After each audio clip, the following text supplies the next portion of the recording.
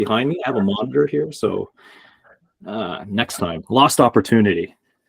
I actually had that exact same idea, Larry, and also did not transact on it. So yeah, some days. All right. Well, why don't we get started, because I know folks have their busy Thursdays to get back to, and some are sacrificing their lunch to come and hear about this interesting story by Ed and Mark. But let me first welcome everyone to Plative's series of Fireside Chats. I'm your host, Larry Wu. I'm a NetSuite principal consultant here at Plative. And today I have the honor of having Ed Rayner and Mark Fry from Pathful Incorporated joining the Fireside Chat, if we were kind of like sitting in chairs and whatnot. Ed Rayner is the CFO of Pathful Incorporated. He's a extremely seasoned CFO in the tech industry. He's had extensive experience in, let's just say, Ed, you are a disruptor in enabling change in corporations like Jump Bikes, Better Lesson, and now Pathful. And you're also recognized for implementing cutting-edge systems and enhancing productivity in your high-functioning teams. Mark Fry is the Vice President of Operations at Pathful. Mark is an interesting person. He started his career actually as an educator and then evolved into his role today, which I believe you're a single digit, if not employee number 3 at the company. So you have a long history and deep roots. If I were to do a digital forensics across the Pathful, your fingerprints are all over everything. But definitely we can see your passion for learning and education, which probably helps in your day-to-day and kind of keep the energy high. So thanks for coming, gentlemen. And how are we doing today? Doing good. I feel great. Excited to be here and chat with you, Larry. Oh, hey. Always glad for someone to kind of come in and chat, always. Now, Ed, I was wondering if you can kind of give us a little background of what Pathful is and who they are. Yeah, that sounds great. Hey, everyone, thanks for joining also, and excited to kind of share some of our experience over the last year plus working with Larry and the Plative team, but also just kind of talk a little bit about our journey through a lot of systems implementation over the last year, and to kind of set the stage for that. Just to give some context about Pathful and what we do. Pathful is an education tech company. The company is really the merger of 2 businesses that were both acquired by a private equity firm at the end of 2021. And so I joined the company in early 2022, and over the last kind of year and a half or so, we've really been focused on merging the operations of the company, merging all of the different teams, and merging kind of our go-to-market strategy. Within education tech, we operate within a specific segment that's called CTE, or career and technical education. And so the focus there is really around career discovery. What do you want to be when you grow up, and then connecting students with working industry professionals so they can get a better sense of their career options and kind of define their career goals a little bit clearer. Oh, geez, I wish I had that when I was coming out of university. Yeah, it's cool. It's cool. Check it out. It is really, we have channels in our Slack for kind of testimonials and things like that. And some of the testimonials that come through are really they're really awesome. And it's nice to get to go to work and see some of the impact. Yeah. Now, starting off the conversation, I was thinking about how to kind of start this off. And I was actually thinking about my own position as a consultant and how my role has actually changed quite a bit, maybe in the last 5-10 years. Gone are the days where I'm flying out to a customer site, thrown into a closet, and I kind of work out of there for weeks on end. And I want to kind of get a sense from you, how has the CFO role changed in the information age, especially in the last, say, even 5-7 years or so? Yeah, I have also been thinking about how to answer this question, Larry, without sounding too presumptuous. But it hit me this morning of maybe a way that I can kind of talk about it a little bit, which was a helpful way to think about it for me. I read an article, it was in the Wall Street Journal a couple weeks ago, maybe a month ago, about a guy named Zach Kirkhorn. He is the CFO of Tesla. Not that Pathful and Tesla are kind of in the same ballpark, but a lot of the conversation, I think, or a lot of the description in the article it was really interesting to kind of hear his impact on the business. And the article gave him a lot of credit for a lot of the kind of operational improvements at the company. Tesla has had 15 straight quarters of profitability. They've amassed a $20+ billion war chest now. And are looking to, I think, take 20 to 25% of global car sales market share by 2030, something like that. So, and the article gave a pretty good description of how Zach was instrumental in a lot of those changes, particularly around instituting some of the changes to focus on profitability, to kind of streamline some of the operations, things like that. And so that kind of got me thinking about kind of my own personal experience over the last kind of couple companies that I've worked at, where I think a lot of times when particularly a smaller company will hire maybe it's their first finance hire, or a finance leader will join a company. The emphasis tends to be the founder or the manager, whoever the CEO is I have a particular problem that I need to solve, and the name of that problem is finance. And somehow I gotta close the books every month. I need to get a financial audit now. I need to think about maybe fundraising, or a private equity recap, something like that. And so the starting point is very it's pretty operational, of you have a specific widget that you need to produce, and produce that widget, please. But then it kind of it evolves pretty quickly from there. And I think the rhetoric over the last maybe 5 years around the role of a CFO is much more of a strategic CFO. I feel like that moniker gets thrown around a lot, and I think that that's been really true of supporting your CEO, providing some insight around data, what is how is the business performing, and what does that mean?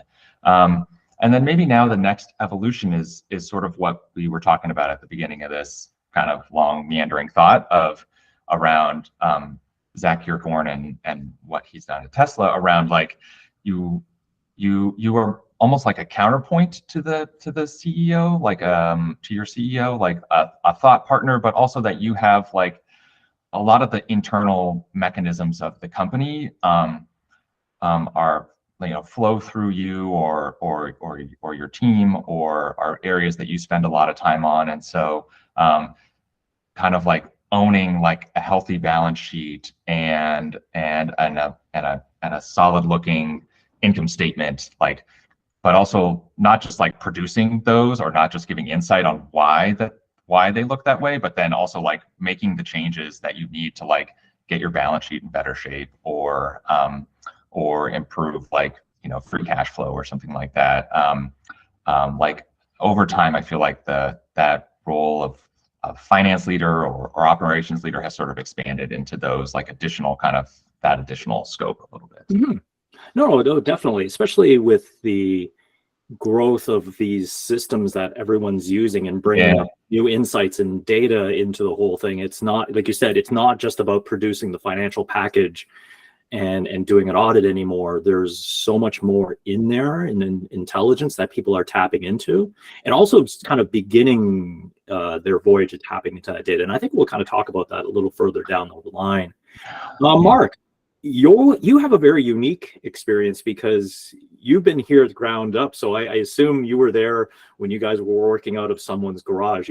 Those always sort of success stories, right? So how is your role in operations, or is your role in general, has changed during this last little bit? Well, the garage thing might be almost true, but not quite. My role has changed. Before in operations, we were of a certain size, and I was a jack of all trades. I was one of those guys who, pull yourself up by your bootstraps and just make this thing work. So I was, over top of things of everything from human resources to operations. We actually outsourced our CFO function. And like you said, I came to sort of this Pathful with a lot of institutional knowledge. And what happened was overnight, basically, our business doubled in size. I only had half of the institutional knowledge.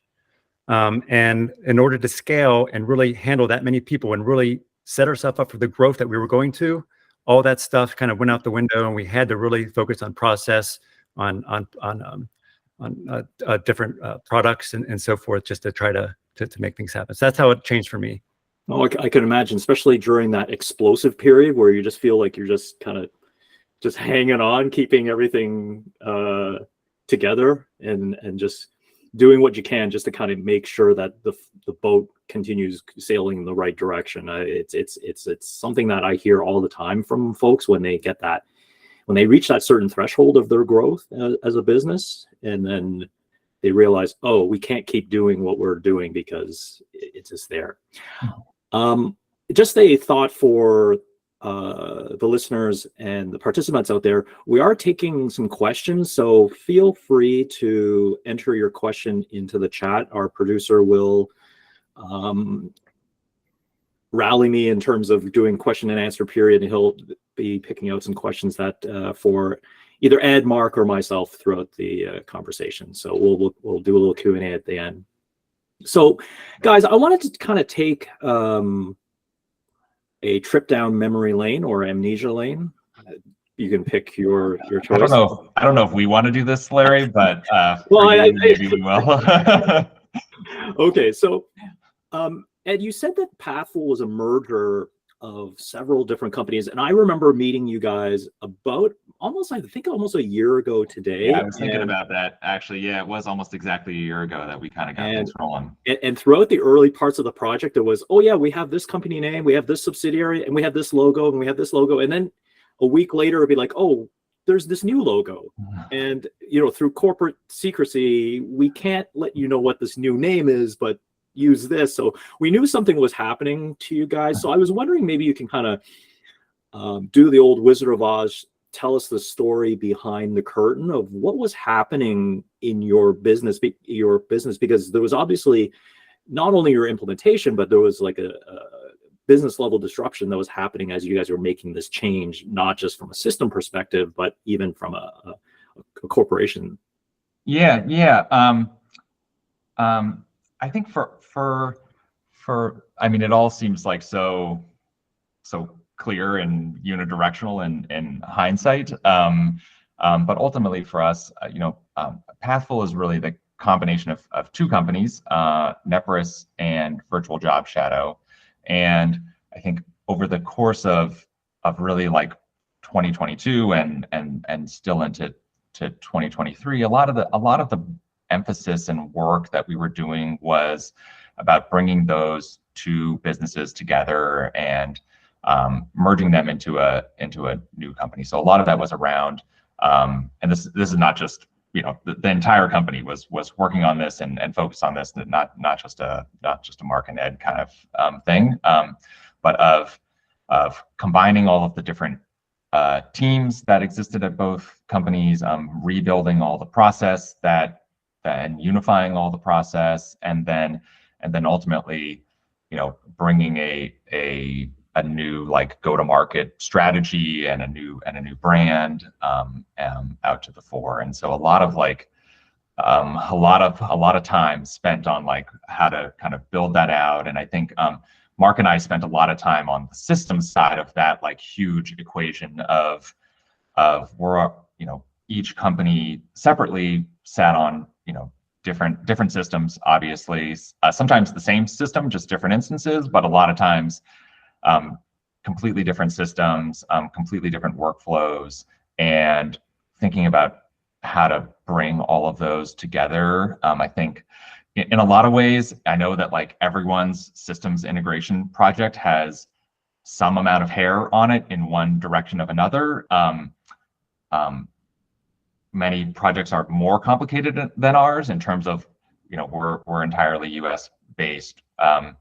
We have one currency, maybe some things like that. Our tax kind of, stuff is probably simpler than other folks. But a lot of the hair on ours was around, okay, we have two separate, charts of accounts, and two separate processes for doing everything, and how do we combine all of those, and then how do we combine all those simultaneously in the next 12 months. And with all that happening, you decided, why not do an ERP implementation and a CRM? Yeah. Why not? We got time, we have brain cells. Mark, from your perspective, when these teams started to do the merge, like I hate to kind of bring this to almost like a therapy session, but it's kind of fun to kind of go back and think where we were and where you are today. Is that what were you feeling during that time when the teams were kind of merging? Like what problems and things that you felt that need to be solved from your perspective as the operational leader? So as we came together, as you were mentioning, we had two different CRMs, and two different sales processes and so forth. And so obviously it wasn't going to be built overnight. For a significant portion of that period of time, we actually worked out of two CRMs. I would not recommend it. But if on the Salesforce side was one of the CRMs, and that was the Nepper side where I came from. We didn't have CPQ implemented. That's something that Plative helped us integrate. But as a result, all of that information that CPQ collects for us had to be entered manually, and a lot of it was never entered manually. And so we had a lot of data that was missing and those sort of things. And on the flip side, the virtual job shadow, they had, for example, their invoicing and quoting embedded in their CRM. And so they had a different set of data. And so really, when you bring those two together, one thing that was an issue was just the process of working together. How do you train people and work across two different CRMs and see the customer in a holistic way if we share a customer? The data was, I believe you did. You had crossover, and sorry, just kind of going back and jogging a memory. I was like, oh yeah, we remember we had to do this, but we methodically went through this with yourself just to make sure things are correct. But we had those foresights, knowing, hey, there's going to be a possibility of this happening. Let's be ready for that situation. So sorry, Mark, continue your story. No. And just to finish it out, probably the biggest thing is really just visibility and transparency into how the business is doing. It was a lot of manual work to combine that data in a regular way, in a systematic way, to really provide the business and that transparency, the leadership, and so forth. And so getting into one CRM was a highest priority, probably, of trying to make that happen. Yeah, now, it kind of, sorry, Larry, I was just going to say, it kind of reminds me of, Mark and I were talking about this earlier, but we had in one of the first, I think it was like the first board meeting that we have. So this was like February 2022. So like very, very quickly out of the gates of the acquisitions and then the subsequent merger. We had a slide in our board deck that talked about all the different systems that we were using and mapping them all together. And we had to have two maps because they were completely separate for each business, and all the lines that we were drawing between all the different systems were red, which for our key meant that there was a manual process to get the data from one system to the other. And so if we want to do the trip down amnesia lane / therapy, I think us just thinking about that slide of where it all kind of started, and all of the web of systems and the manual nature of those. A lot of things in Google Sheets and Excel to do RevRec or quoting even. Hopefully that's helpful for folks to hear too, because it started at a pretty rudimentary level to do the necessary pieces when the businesses were a little bit smaller. And I have to applaud you for doing that, because a lot of folks will start their voyage knowing that something's not right, and to do that type of, okay, let's map it out, let's see what's out there, let's accumulate all the E words, and I do mean the word Excel, because every time you guys mention a manual, I always think, oh yeah, that just means Excel. And I'll be the first to say, and folks that have worked with me before, this is a famous quote of mine, Excel is possibly the greatest application built by human beings, but it can also be a hindrance, right? You end up using Excel as a workaround for a potential existing system deficiency, and suddenly it becomes a standard operating procedure after time passes. So your line from one system to another, you realize this one box here, oh, that's an Excel sheet that someone has and they're managing and they're doing some macro magic. And in a way, it's almost too good, because it can overstay itself a little bit, because it is powerful and you can do a lot with it. And so it can kind of overstay the point where you're like, oh, we should probably try to automate some of this stuff and get it a little bit cleaner. And right, and it's also it allows you to also see data governance and who you need to talk to and where the data is coming from and who should be the source of truth, so that when you do a change like going to an ERP and CRM rework, you can also look at it from that perspective as well, not just, oh, there's a box that does stuff. Well, what's inside that box? What does it mean to us? What does it mean to the enterprise? Let's continue on. So we kind of got the stage of the past, lots of change. You got conflicting systems. You got your stack currently mapped out on sticky notes, or as you said, I think it was a whiteboard. A big whiteboard with a PLO. No one erase this. We're in Google Slides, I think. Oh, okay. We're remote, Larry, so we have to do. Did I just age myself by saying a whiteboard with PLO on it? Okay, sorry. Let's continue. So, what was the catalyst for both of you to say, okay, enough's enough? We have to make this change. If we are to breach the next threshold of our growth, we need to do something. So I'll throw it out to either one of you, whoever wants to start first. I'll let you guys decide. Well, I'll choose Mark. How about you start us off? What do you think what was that breaking point? The breaking point was probably from the very beginning that we became Pathful, to be honest. So a little history, just on the Network side, we homegrown our Salesforce, right? There was a lot of history, a lot of baggage, a lot of bad data that wasn't being used, that needed to be cleaned out. And so we came up to this point and we knew our limitations. And that was part of the reason for the merger, actually, was we needed to go to the next level and we needed help and expertise for that. And so when we got there, working with Ed and the team, it wasn't just about trying to figure out which tools to use, but also once we chose Salesforce, for example, how to almost re-architect it in a way to service both companies as one company as a whole. But yeah, from the very beginning, I think we sort of came in with the need. one thing that I will say is I came in with a very Salesforce centric perspective. So I think I contributed to the conversation a lot in making the decision as far as where I was coming from, but I didn't have the breadth of knowledge that Ed and some other folks did that were coming in and really deciding on. I just getting a call here. I didn't have the same breadth of knowledge that Ed and some of the leaders did as far as really understanding all my choices going across. But that said, the other CRM that Virtual Job Shadow used, I know that almost as well as Salesforce at this point. And Salesforce definitely the way to go for us, at least. And that's a very good point that a lot of folks that I've seen. We're in a world like yourself where, I have my sphere of influence. I know Salesforce very well. I've been functioning like this, albeit not as well. But now that we've got our process mapped out, realizing it is part of a much larger chain, right? That considerations have to be made across your entire stack for how everything operates from the front office to the back office. So it was good that you guys kind of went through that mapping process and had that thought going in, rather than, well, I have Salesforce, this is how it's functioning, don't touch it. It's a big Jenga puzzle that I don't want to explode.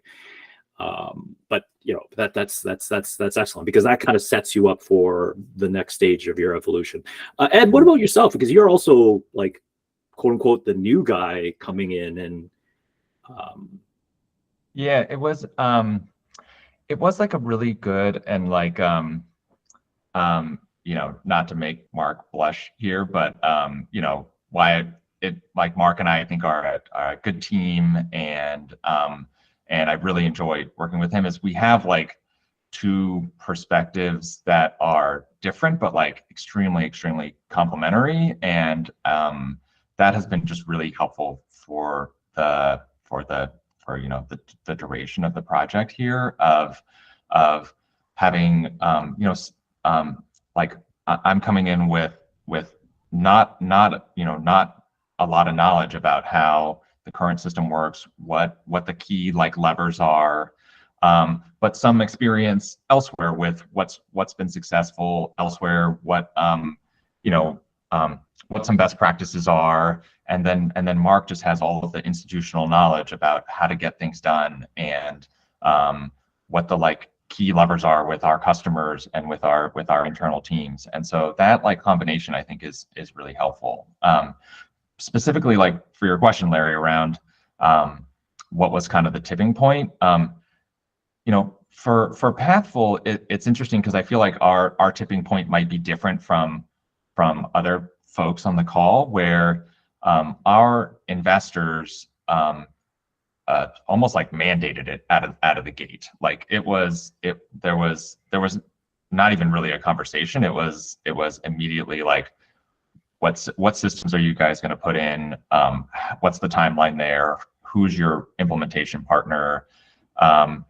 And like to the point where, like, actually the same meeting, first board meeting we had, we were kind of talking about systems, and like the senior partner on our deal was kind of actively engaged in the conversation around what are the system decisions that you're going to make, who's on that team that's going to put that in,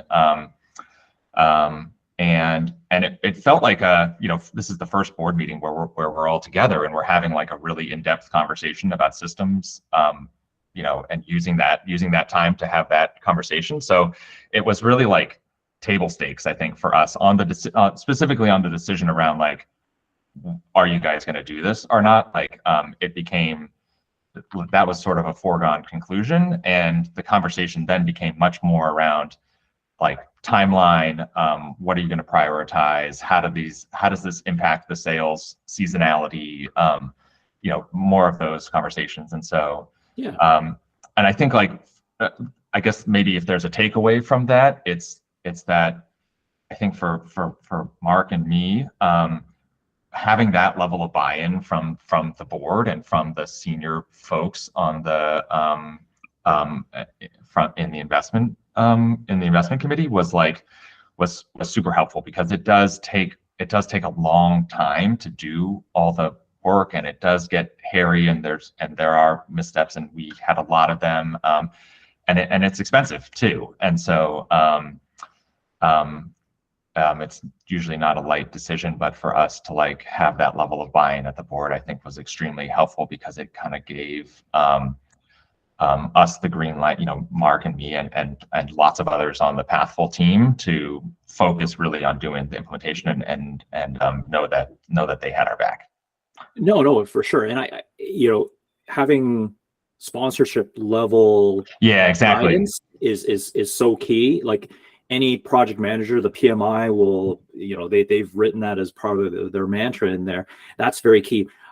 Now, Plative and myself came along to your project. I must say, your team, you must have had a chat with them, or they were also seeing some of the pains of their day-to-day operations.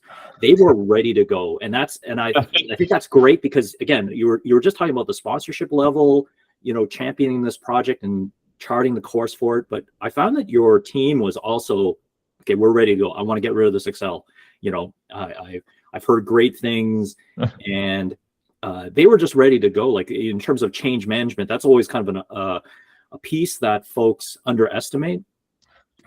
Doing the technical change is one thing, but then there's also people change. But they were already, chomping at the bit to go, and that was very impressive. Yeah, I think that is true, and I think a lot of the pains that Mark was describing, like it was just known that this was coming, and I think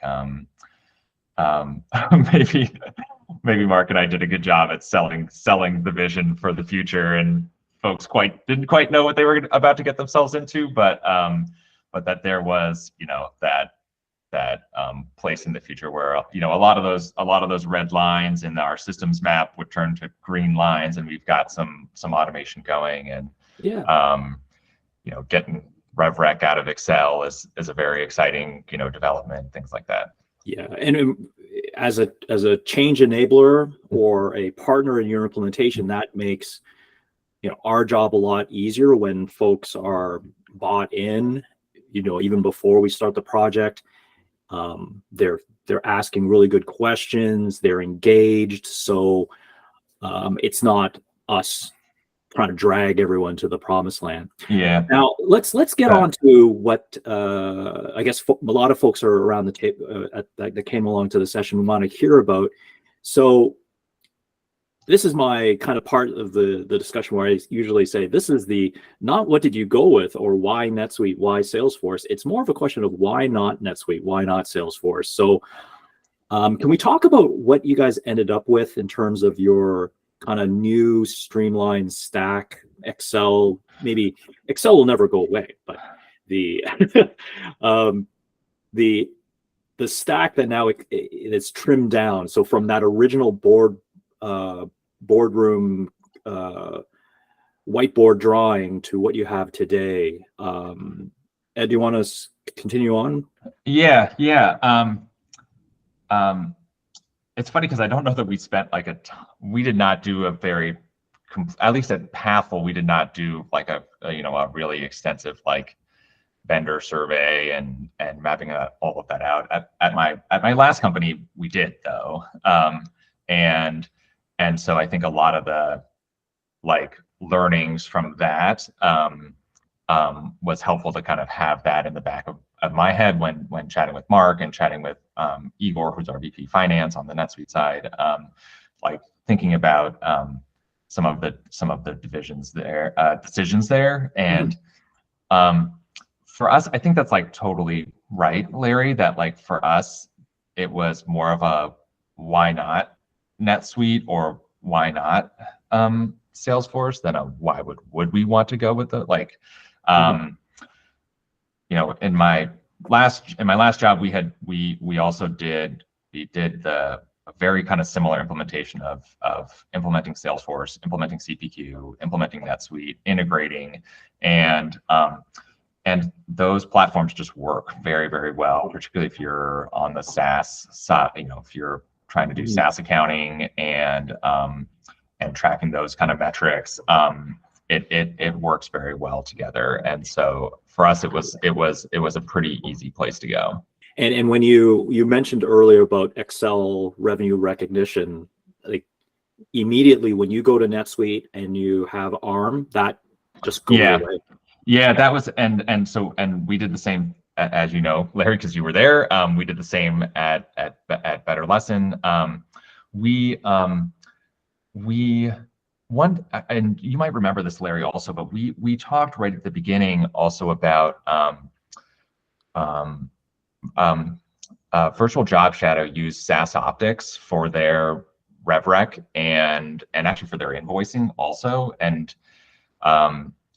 so that was sort of like the initial I know we're kind of like talking around it a bunch, but the initial stack at Virtual Job Shadow was Zoho for CRM, SaaS Optics for RevRec, and QuickBooks Online was their ERP, and then Nepris was Salesforce and Excel for RevRec, and then QuickBooks Online also. And now we've moved to we're Salesforce for CRM and NetSuite for ERP, and we manage the integration between Salesforce and NetSuite using Boomi, and all of our RevRec is native in NetSuite. Right, and ultimately, and Boomi's a great choice because you can grow into it as your other systems come into play. You can use Boomi as your enterprise level middleware. You get a BI tool, it becomes your piece there. So that's great that you decided to do the investment in a tool like that rather than kind of doing a direct point to point. And those are kind of the decisions that folks have to make when they're thinking about doing an integration. I think is it scalable for us? Yeah, we actually like, and you can see the twinkle in Mark's eye when you talk about integrating multiple, because once we started talking about that, and particularly to integrate into our own like platform backend, or there's a host of other systems that we use that capture different pieces of data, and so having Boomi do that felt like really positive, that it could continue to grow as we integrate more and more things, and particularly get into, I think we'll talk about this a little bit later, but like next steps for us now are really around like business intelligence and insights, and so we'll need it for that. The other reason I think we thought about and ultimately went with Boomi was that with like a direct integration, there's less like if we add things or change things, like it's much more difficult for our team to make those adjustments and keep things rolling. I'm sorry to say this, but like without Plative or without someone to come in and do a bunch of like under the hood coding, but Boomi can make it a little bit easier for us to, even if it's something simple, like we're adding a product in Salesforce, we need to map that to a product in NetSuite. Like we should be able to do that ourselves in 5 or 10 minutes, and you can do that with Boomi, and we don't, and like not having to like go under the hood and code that is something that we'll just need to be flexible and scalable. The $5 industry term, I don't know if it's still $5 with inflation the way it is being agile, right? Yeah. Not only are your people agile, you want your systems to also. That's a much more concise way to say it, Larry. Yes. Now let's kind of jump to the present. So, Mark, with the change, the new stack coming in, what kind of immediate benefits, or what's life like today now with the changes that have happened over the last year? It's all about data. So we made it over the hump. We normalized our data. We now have one source of truth. You mentioned that earlier.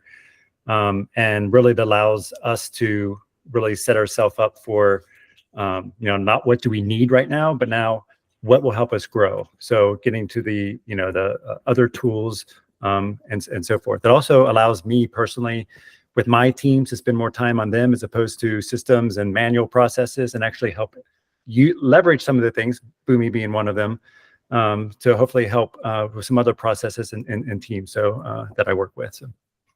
Great. Now, Ed, you mentioned off the top of the discussion the new role of the CFO. How have the new tools help the new CFO? Yeah, I kind of like in my as Mark was talking, like that's kind of where my head was going too, of like because just to like double down on what Mark said, like I think like the way that the two of us and also like our broader like kind of finance team and operations teams have been working our way through things is like first piece we want to get really solid is the data side of things, and so that is it's like a sort of part and parcel to the systems side, but a little bit adjacent in that, like just having the data be very clean, having our systems operate in a way where like they are producing very clean data, and then having the system set up so that as we scale, like it continues to produce data, clean data at scale also, and we're not like needing to jump in and do a bunch of manual stuff to keep things clean. So it kind of like we started with the data side, and then to Mark's point, like we get to, I think, have like we might have still one eye on data and systems, but we're like starting to like take one eye and put it into more of like business intelligence and insights. And this is like really, I mean, we all know that systems is a fun part also, but maybe this is also more fun of getting to take all the data and say, what do we learn from this? Yeah, definitely, because Mark said a very important word that I usually kind of preach to folks as well, is that normalization of data. When you have data across the enterprise, you have however many systems, you have however many opinions about what the data is telling you. So normalizing that data across the enterprise allows you to use BI tools, get that insight that the new CFO needs to make those key decisions, see those insights, right? It's not just, I was having a discussion with someone about data and how do you use data. And it reminded me of in the early days of, I don't know if people are big fans of true crime podcasts, but there's this one podcast that kind of outlined the learning something new about you every day. Oh, there's a story. Hang in there with me. But there was a podcast that basically explained what the police and investigators were doing, which was they drew a conclusion about who the killer was, and they kept looking for the data and the evidence to back that up, rather than looking at the data itself and drawing a different conclusion. So you don't want to get into that trap where you're looking at your data and say, oh, we're doing well, and I'm going to look for KPIs that show us evidence that we're doing well, rather than kind of looking at your data now. You're getting to the point where your maturity level is such that you can start looking at your data across the system in a normalized manner, that you can see those new insights and you start asking new and different questions. So that's bravo. One thing I also thought, I just kind of personal story about working with you and your team and your project, is the fact that our Plative team did both sides, right? So my counterparts were working on this Salesforce side, and I was on the NetSuite side. So that must have been easy for you guys, so that you aren't kind of corralling the cats between two different implementation partners. It must have been easy for you guys to, or easier, I'm not going to say anything is quote unquote easy when it comes to this, that it must have been easy to working with the one group. I'll kind of throw that out to either. Mark, you want to respond? Yeah, the answer is yes, definitely much easier. We Plative helped us with having sort of actually combined meetings at oftentimes where we have representatives from both kind of projects, and there's actually handoffs between the two, of course, and so it just the efficiencies and the knowledge base was there. It was great. Okay. Yeah. It makes my life easier because that person is a Slack away, or they know. It comes to a point where we've done this enough that between the two of us, we just know what we're thinking, like the two sides are thinking already. So it really helps folks like yourself, and it makes the transition easier. If there is like if folks are thinking about a systems implementation project that covers both CRM and ERP and integrating those two, I agree with y'all that like having the same group, I think the one way to say it is, what is it? One throat to choke. But it's, maybe we'll say like one hand to high five. I like that one. I stopped saying killing two birds with one stone, and I've been saying feeding two birds with one scone, just so it's not as morbid. But I get what you're talking about, right? Because you're right. You have one group that's accountable for the entire voyage, rather than, oh, I got to talk to this guy, then I got to talk to this guy, and these two, they're not seeing eye to eye, or they don't have a similar philosophy. So let me just close out today's conversation, guys. So any advice for the people out there that are about to embark on a project like this? Any quick lessons learned that we can kind of wisdom that you can provide for the folks? I'll start. Yeah. So I just think that you have to have good communication. Whatever partner you choose, has to be communication back and forth.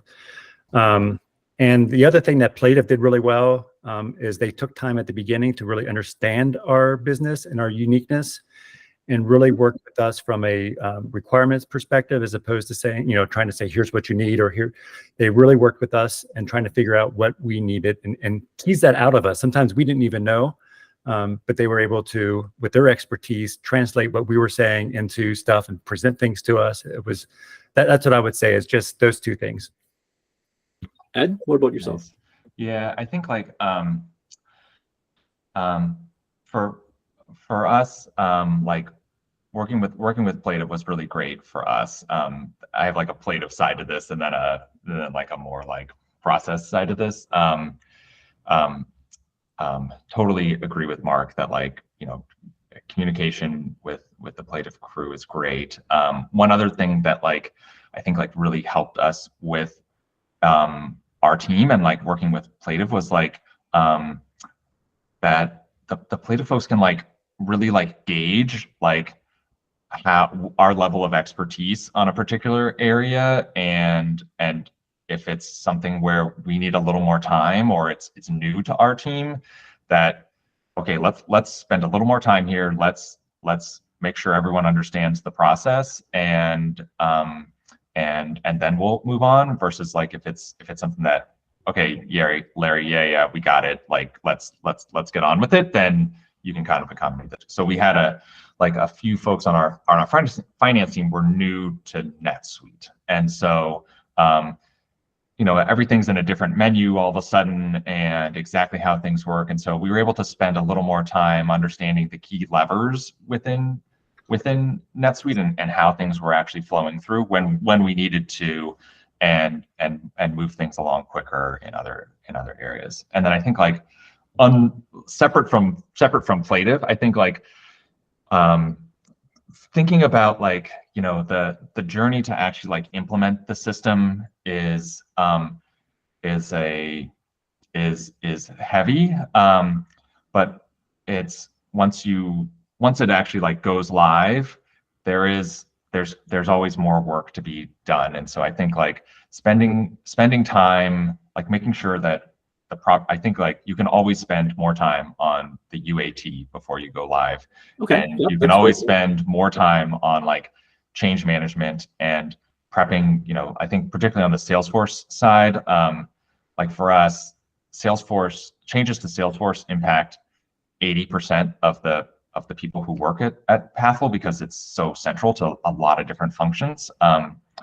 Changes to NetSuite impact 6-7 people on the finance team. So there's a little bit of scale there, and I think just always thinking more about change management and helping folks get across the finish line. And we had a few follow-on like updates and upgrades to things once we went live also. And so keeping that in the back of your head that's coming also, and preparing folks that it's not going to work like the most beautiful new thing. It's not all puppies and rainbows right out of the gate. Yeah. And I want to pick up on a point that you just kind of brought up in your summary, which is and if I dare summarize it, doing an ERP implementation or change like this is evolution, not revolution, right? This is something that you are growing into. And you think about it, like if you look at an old school performance curve, it is kind of like a J, right? There is kind of like a drop in performance over time, but over time, you're going to get to that curve where your trajectory is at that 45-degree angle, right? And there's always things to do. There's always things you grow into it. It's not kind of install it, walk away, and never look at it ever again. Those organizations that do that don't mature very well, or they also suffer from other issues as they kind of grow, because they're hitting kind of ceilings that they've kind of created onto themselves. So having that mentality of saying, yes, this is going to be an evolution, just like when you buy a new home, there's always stuff to do around it. It's about picking your battles. What's going to give you better value? A kitchen reno, or am I going to do the basement? And making those good judgment calls, and the good data will help tell you where you need to prioritize those priorities. So definitely, thank you so much for your time, gentlemen. Thanks, can Larry. Reach Ed and Mark. You can see the Pathful website at pathful.com, as it's spelled, pathful.com. If you have any questions for myself or the Plative team, or about this webinar, you can reach us at plative.com, and there's a giant big red button that says get in touch. Even if you want to follow up from this webinar and you want to have a question for Ed, because I realized we got into a conversation, we didn't get a chance to have questions, but we will relay to them, and we will get back to you personally. Thank you so much for your time on Friday and your busy lunch. I appreciate it. Ed, Mark, always a pleasure. Thank you so much. Thanks, Larry. That was great. Yeah. Okay. Thank you so much. Have a fantastic remainder of the day, folks.